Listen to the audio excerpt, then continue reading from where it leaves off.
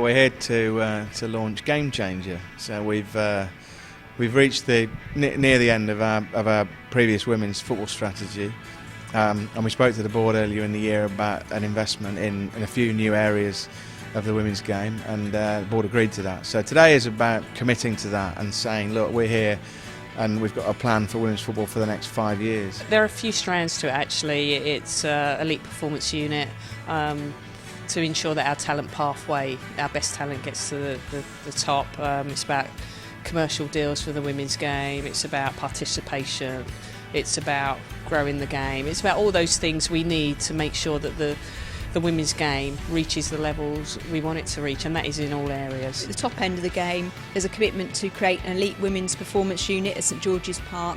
Really make sure that we've got a clear vision, philosophy, strategy to develop world-class players and coaches in the women's game and maximise the resources at St George's Park, because it is a world-class facility. It's absolutely inspirational there, so we need to make sure that we get the best out of it for the women's game. It's definitely, since the Olympics, it's been a massive the amount of media attention that we've getting, and we just want to continue that, and the FA have taken that on board and realised that we need a new structure for the women's football, and it's really, really positive that everybody's trying to get involved and just to make sure it improves.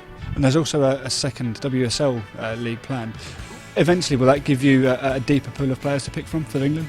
Well, you hope so. I think it's important that, the WSL one, great. It was a closed league for 2 years.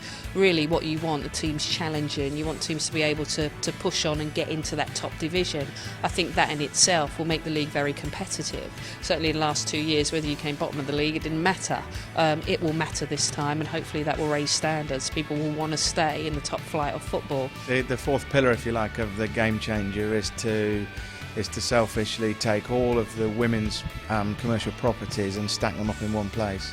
Here is an opportunity to look at the whole pyramid and say development centres, centres of excellence, the Super League teams, the international teams, the cup finals, and the senior team. There's a story to be told around women's football, and we think there's an opportunity for sponsors, and it may be the same sponsors we've got now, but for sponsors to really engage with that and engage with completely different sections of the population. It's a 5-year strategy starting next year. Where would you like to see women's football come 2018?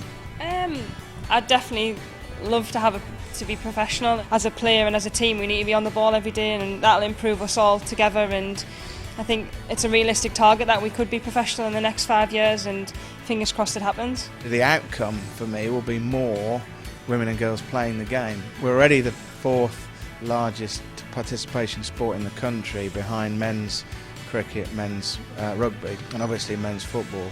I think within 5 years we can be number 2.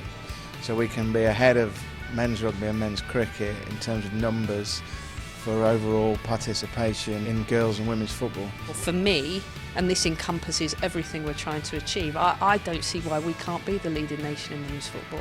You know, we look at Germany and we look at what they're doing, and you know, if I had to pick a leading nation, it would definitely be Germany. For us, this is a starting point, and maybe, you know, I'm hoping down the line, you know, we can be the leading nation.